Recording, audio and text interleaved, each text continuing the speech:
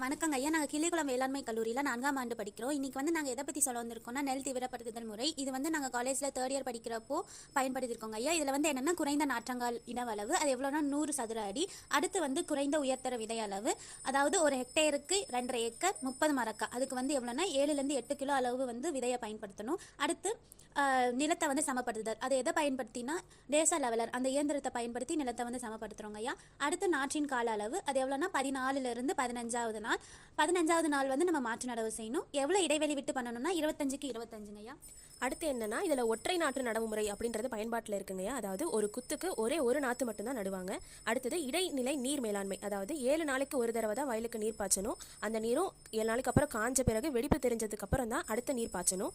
அடுத்து கோணோவீடர் பயன்பாடு, இதில் சமமான அளவு இடைவெளி விட்டு நட்டிருக்கிறதுனால கோணோவீடர் அப்படின்ற கருவியை பயன்படுத்தி களைகளை நம்மளால் சுலபமாக அகற்ற முடியும். அடுத்தது உயிர்ச்சத்து உர பயன்பாடு, அதாவது பசுந்தாள் உரங்களை பயன்படுத்தலாங்கய்யா.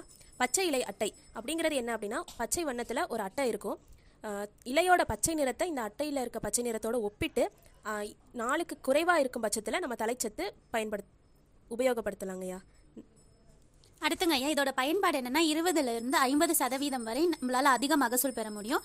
அடுத்து 30லேருந்து 40% வரை நம்மளால நீர் சேமிக்க முடியுங்க ஐயா. இந்த முறை என்ன அப்படின்னா குறைஞ்ச செலவில் அதிக லாபம் தர முறையாக இருக்குங்க ஐயா. நன்றி ஐயா.